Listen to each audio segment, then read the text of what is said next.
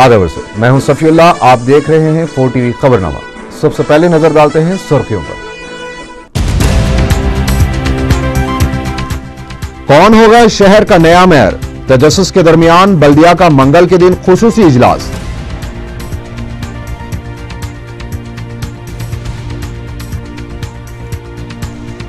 रियासत में टीचर्स की जायदादों पर तकर्रात की चीफ मिनिस्टर ने मंजूरी दे दी।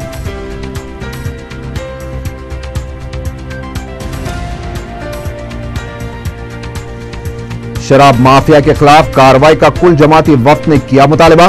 हुकूमत ने जहरीली शराब से मरने वालों को मुआवजे का किया ऐलान।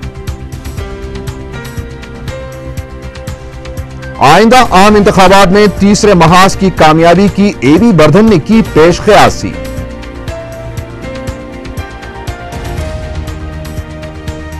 ग्रुप 1 मेन के इंटरव्यूज प्रोग्राम के मुताबिक मुनक़द करने हाई कोर्ट की APPSC को हिदायत।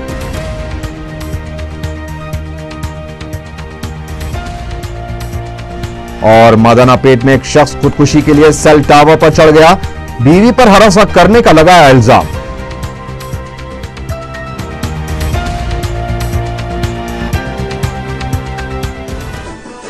और अब खबरें तफसील से।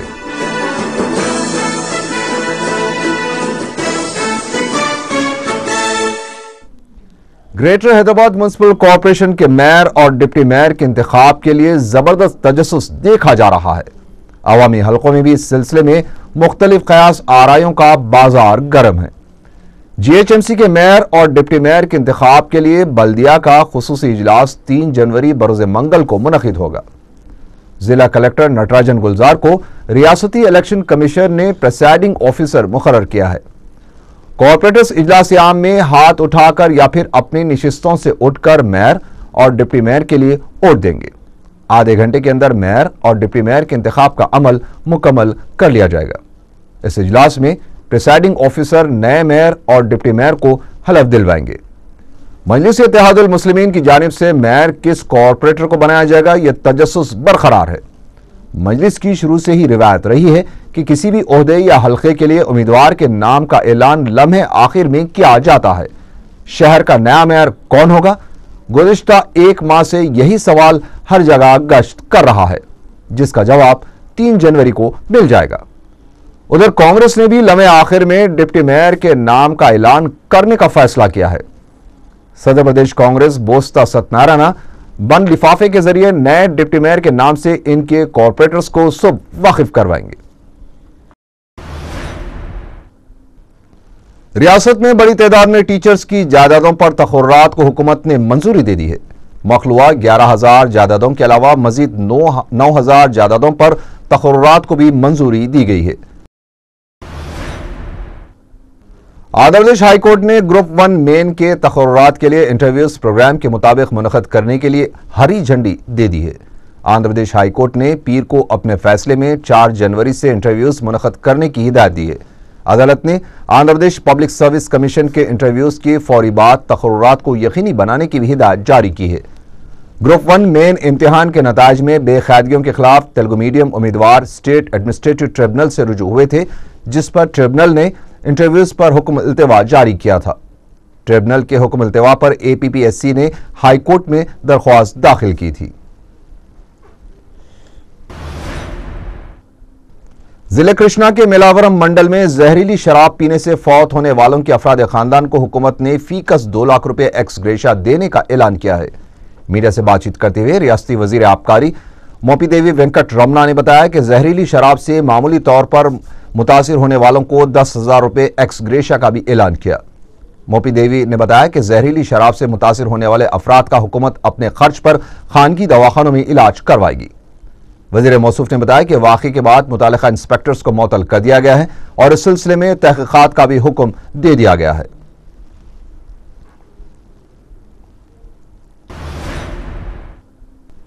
CPI के कौमी जनरल सेक्रेटरी AB बर्धन ने इस उम्मीद का इजहार किया है कि आइंदा आम इंतखाबात में तीसरे महाज को कामयाबी हासिल होगी। शहर में मीडिया से बातचीत करते हुए बर्धन ने कहा कि मुल्क के अवाम कांग्रेस और BJP से आजिज आ चुके हैं। उन्होंने लोकपाल बिल, महंगाई और काले धन पर यकसा मौक़िफ़ इख्तियार करने का कांग्रेस और BJP पर इल्जाम लगाया। एबी बर्दन ने कहा कि सीपीआई उत्तर प्रदेश के असेंबली इंतखाबात में इस बात की कोशिश करेगी कि कांग्रेस और बीजेपी को इंतखाबात में फायदा न हो। उन्होंने उत्तर प्रदेश की बरसर इख्तिदार मायावती हुकूमत को भी शदीद तनकीद का निशाना बनाया। उन्होंने यह भी एहसास जाहिर किया है कि सीपीआई और सीपीएम के इंजमाम मुमकिन है, लेकिन यह कब होगा वो कहना मुश्किल है। अलहदा तेलंगाना सियासी जेएसी के सदरनशीन और टीआरएस कायदीन ने तेलंगाना अजला में तेलंगाना हामियों पर तेलुगुदेशम कारकुनों की जानिब से किए जा रहे हमलों के खिलाफ वज़ीर दाखिला सबिता इंद्रा रेड्डी को याददाश्त पेश की। मीडिया से बात करते हुए जेएसी के सदरनशीन कोदंडराम ने बताया कि मसले तेलंगाना पर तेलुगुदेशम के गैर वाज़ेह मौक़िफ़ के खिलाफ सवाल करने वालों को तशद्दुद का निशाना बनाया जा रहा है। उन्होंने इल्जाम लगाया कि चंद्रबाबू नायडू खानगी ग्रुप को लेकर मनज़म तरीके से तेलंगाना हामियों पर हमला करवा रहे हैं। उन्होंने कहा कि जमहूरियत में हर किसी को सवाल करने का हक है और इस तरह से तशद्दुद के जरिए अवाम की आवाज़ को दबाया गया तो जमहूरियत बाकी नहीं रहेगी। कोदंडराम ने बताया कि वज़ीर दाखिला सबिता इंद्रा रेड्डी ने चंद्रबाबू नायडू के दौरों के दौरान पेश आ रहे वाक़यात से चीफ मिनिस्टर को वाकिफ करवाने का तयख़ुन दिया है। रियासती वजीर के जाना रेड्डी ने जगन के हामी अरकान के खिलाफ कार्रवाई में हो रही ताखीर को नामुनासिब करार दिया। मीडिया से बात करते हुए जाना रेड्डी ने कहा कि बागी अरकान के खिलाफ फौरी कार्रवाई की जानी चाहिए ताकि इससे पार्टी में फैली हुई बेचैनी भी दूर होगी और यह सबके लिए ठीक रहेगा। मसले तेलंगाना से मुतालिक पूछे गए सवाल पर जाना रेड्डी ने कहा कि कांग्रेस के तेलंगाना कायदीन ने मुतअद्दिद बार आला कमान से नुमाइंदगी की है और उम्मीद है कि इस साल अलहदा तेलंगाना के हक में फैसला आएगा।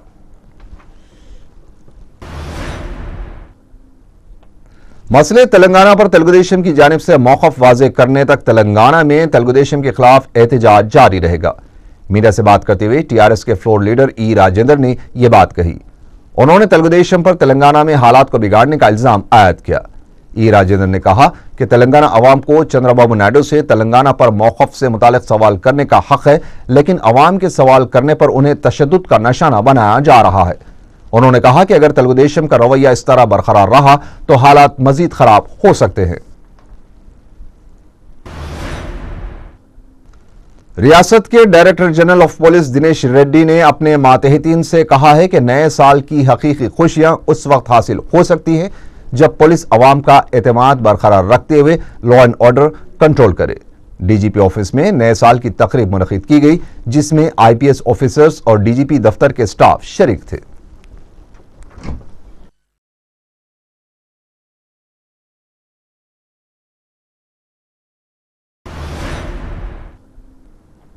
रियासती डीजीपी दिनेश रेड्डी की जानिब से लड़कियों के लिबास से मुतालिक किए गए रिमार्क्स ने एक नई बहस छेड़ दी है। मॉडर्न तहजीब की हामी जहां डीजीपी के रिमार्क्स से नाराज हैं, वहीं हकीकत पसंद अफराद ने डीजीपी के रिमार्क्स की तायद की है। लेकिन अगर संजीदगी से इस मसले पर गौर किया जाए तो इस्लाम ने लिबास के ताल्लुक से जो हुदूद व वज़े किए हैं वो यकीनन लड़कियों की इस्मत व हुर्मत की हिफाजत की अलामत है और बहस व बहस के बजाय अगर इस्लामी शुआर पर संजीदगी से गौर किया जाए तो इसकी हकीकत वाज़ेह तौर पर आया होगी। रियासत के डीजीपी दिनेश रेड्डी के लड़कियों के कपड़ों के ताल्लुक से चंद रोज कबल किए गए रिमार्क्स इन दिनों मौजू बहस बने हुए हैं।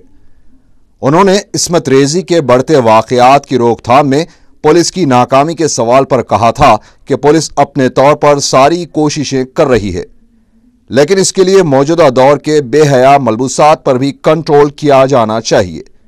Rapes murders పెరగడం అనేది ఏంటంటే strictly it's not under the control of the police. ఇప్పుడు when you're taking food which gives you good josh as the time goes, I mean you tend to be more naughty. I'm telling you practical down to earth point. So you cannot rapes in it, that's not in the control of the police. And people are turning out to be more fashionable. Even at the villages lo kuda you are wearing salwar kameez from Andhra coastal Andhra villages where used to be very traditional.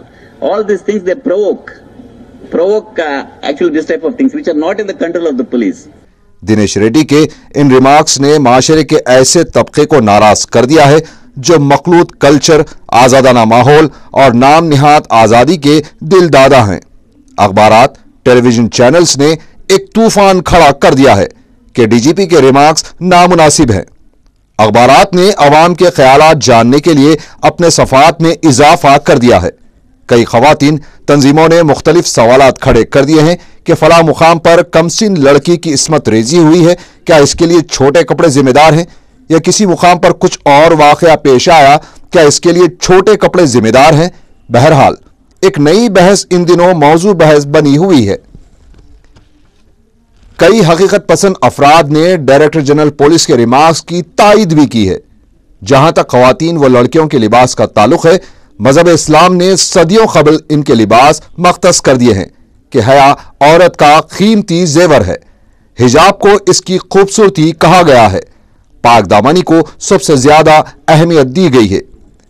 एक खातून या लड़की के बिगड़ने वाले कदम सारी नस्ल की बर्बादी का बाइस बनते हैं। कई मजहबी स्कॉलर्स ने मिसाल देकर समझाया है कि किसी किस्म के लिबास पहनी हुई लड़की हवस परस मर्दों का शिकार बनती है।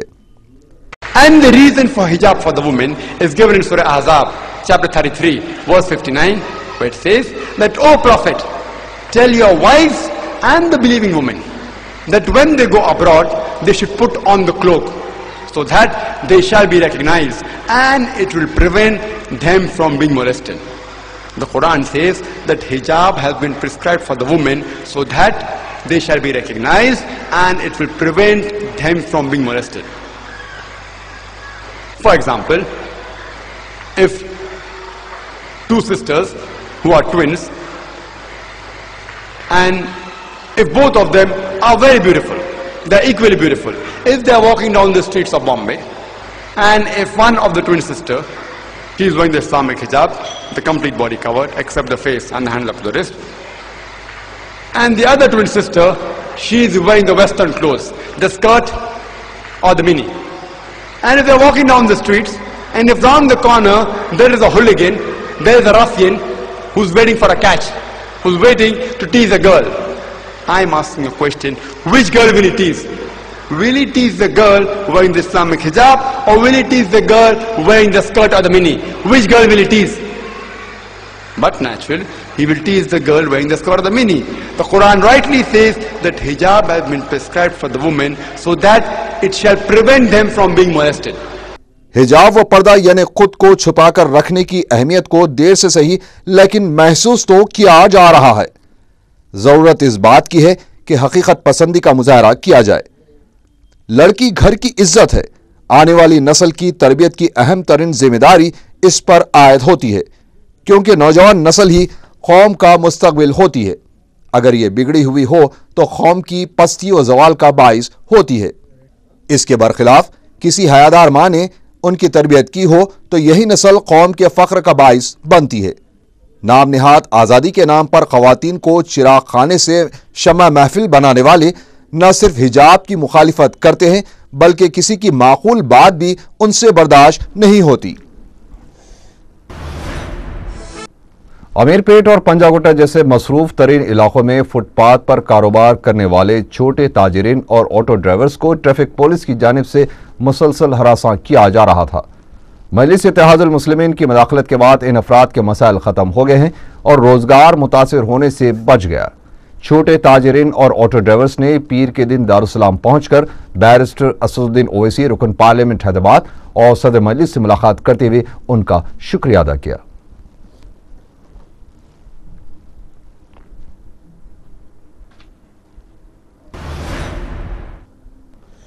बल्दी डिवीजन खदीम मलकपेट के इलाके शंकर नगर में मजलिस की जानिब से हेल्थ कैंप मुनक़द किया गया। रुकन असम्बली मलकपेट अहमद बलाला ने कैंप का इफ्तिताह अंजाम दिया। कैंप में माहिर डॉक्टर्स ने मरीजों के मुआयने किए और मुफ्त दवाएं तकसीम की गई। अवाम की कसीर तादाद ने इस कैंप से इस्तेफादा किया।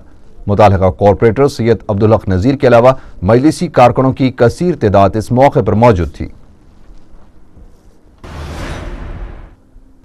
साउथ सेंट्रल रेलवे की जानिब से 6 और 13 जनवरी को हैदराबाद ता अजमेर खुसूसी ट्रेनें चलाई जाएंगी।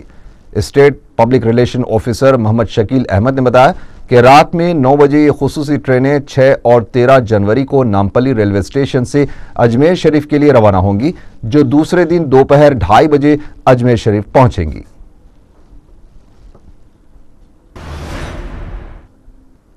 इख्तिदार की हवस में चंद्राबाबू नायडू बौखला गए हैं। मीडिया से बात करते हुए कांग्रेस रुकन असेंबली जी वेंकट रमला ने यह बात कही। उन्होंने कहा कि शराब सिंडिकेट को लेकर कांग्रेस पीसीसी सदर और दीगर वज़रा को जोड़ने की जो कोशिशें की जा रही हैं, इसका अवाम तेलुगु देशम को ऐसा सबक सिखाएंगे कि ऑपोजिशन में बैठने के भी काबिल नहीं रहेगी। वेंकट रमला ने इल्जाम लगाया कि बेल्ट शॉप की शुरुआत चंद्रबाबू नायडू के दौर में हुई थी और चंद्रबाबू नायडू के दौर से कबल शराब की दुकानात को महदूद औकात में खुले रहने की इजाजत थी, लेकिन चंद्रबाबू नायडू के इख्तिदार पर आते ही शराब की आजादाना फरोख्त का आगाज हुआ। उन्होंने कांग्रेस पर तनकीदों के खिलाफ तेलुगु देशम को इंतबा भी दिया है। बीजेपी ने अलहदा तेलंगाना पर कांग्रेस और तेलुगु देशम के दोहरे मौक़िफ़ से अवामी शऊर बेदारी के लिए 19 जनवरी से 9 फरवरी तक तेलंगाना परो रथ यात्रा निकालने का ऐलान किया है। मीडिया से बात करते हुए पार्टी के कौमी सेक्रेटरी के लक्ष्मण ने यह बात बताई। उन्होंने कहा कि महबूब नगर से इस रथ यात्रा का आगाज अमल में आएगा और सदर रियासती बीजेपी किशन रेड्डी की क़यादत में 3456 किलोमीटर का अहाता किया जाएगा। के लक्ष्मण ने बताया कि 11 फरवरी को इस सिलसिले में एक जलसा मुनक़्क़द किया जाएगा, जिसमें बीजेपी के कौमी कायदीन भी शिरकत करेंगे। मल्लेपल्ली डिवीजन के कॉर्पोरेटर मोहम्मद गौस पाशा ने 32 लाख रुपये लागत से बिछाई जाने वाली पाइप लाइनों का संगे बुनियाद रखा। उन्होंने मीडिया को बताया कि मल्लेपल्ली के इलाके में 27 लाख रुपए के मसारिफ से पीने के पानी की पाइपलाइन बिछाई जाएगी, जबकि हबीबनगर के इलाके में 5 लाख रुपए की लागत से ड्रेनेज लाइन बिछाई जाएगी। उन्होंने कहा कि मज़कूरा प्रोजेक्ट की तकमील के बाद दोनों इलाकों के मसाइल की यकसुई हो जाएगी।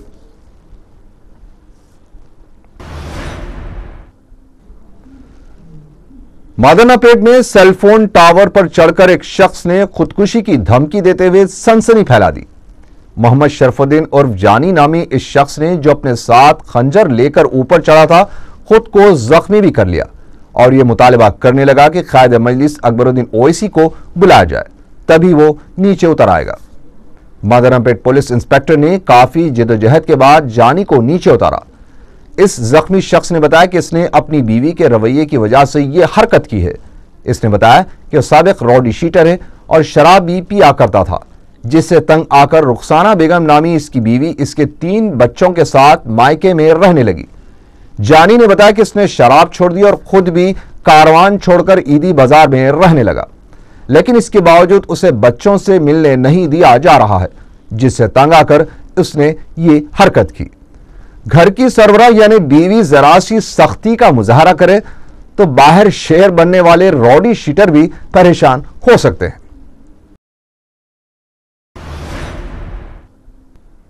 हिंदुस्तानी फौज में मुख्तलिफ जायदादों पर भर्ती की जा रही है। अहल उम्मीदवारों का ताल्लुक हैदराबाद और तेलंगाना के अजला से होना चाहिए। ख्वाहिशमंद उम्मीदवार 2 जनवरी से 7 जनवरी तक आर्मी रिक्रूटमेंट ऑफिस वाक़े त्रुमलगिरी सिकंदराबाद से रुजू हो सकते हैं। जामा मस्जिद चिलकलगुड़े के मुसल्लियों और मुकामी अफराद ने शिकायत की है कि बरकी तार मस्जिद के इंतहाई करीब से गुजर रहे हैं, जिससे बाज़ औक़ात पानी की टाँकी में बरकी रो पैदा हो रही है। उन्होंने बताया कि कई मरतबा बरकी ओहदेदारों से नुमाइंदगी की गई, लेकिन कोई कार्रवाई नहीं हुई। उन्होंने 4 TV के जरिए अरबाब मजाज से दरख्वास्त की है कि इस मसले की यकसुई कर दी जाए।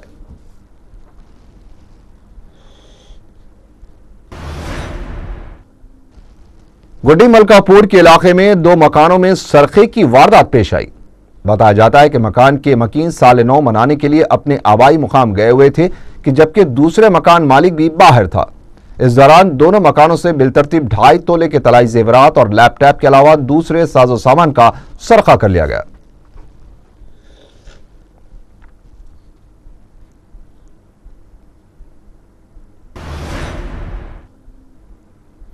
नलगुंडा चौराहा वाक़े मलकपेट में एक मोटरसाइकिल सवार नशे की हालत में रोड डिवाइडर को टक्कर देकर शदीद जख्मी हो गया। मुकामी अफराद ने 25 साला वंशी कृष्णा को शदीद जख्मी हालत में दवाखाना मुंतकिल कर दिया, जहां इसकी हालत नाजुक बताई जाती है।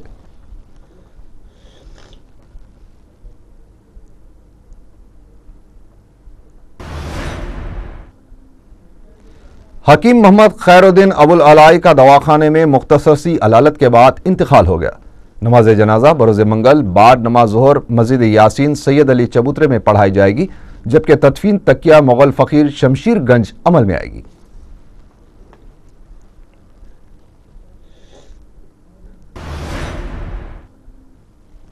कुमारखंड कॉलोनी इब्राहिमपट्टनम के रहने वाले 55 साल रामलू माधवी नर्सिंग होम सिकंदराबाद से 11 नवंबर से लापता हो गए हैं। किसी को नजर आ जाए तो ख्वाहिश की गई है कि गोपालपुरम पुलिस को इसकी इत्तला दी जाए।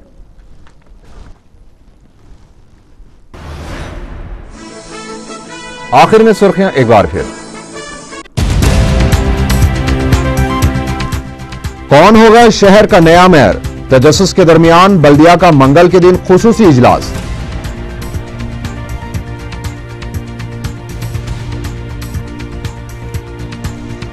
रियासत में टीचर्स की जायदादों पर तकर्रात की चीफ मिनिस्टर ने मंजूरी दे दी।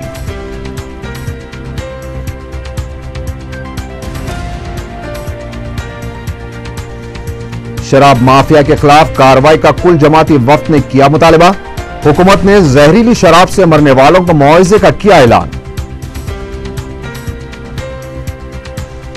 आइंदा आम इंतखाबात में तीसरे महाज की कामयाबी की एबी बर्धन ने की पेश क़यासी।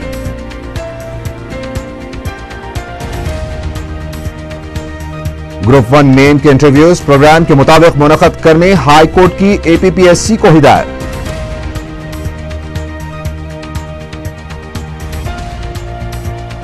और मदनापेट में एक शख्स खुदकुशी के लिए सेल टावर पर चढ़ गया, बीवी पर हरासा करने का लगाया इल्जाम।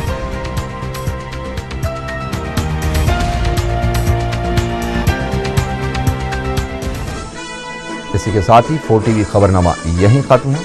अल्लाह हाफिज।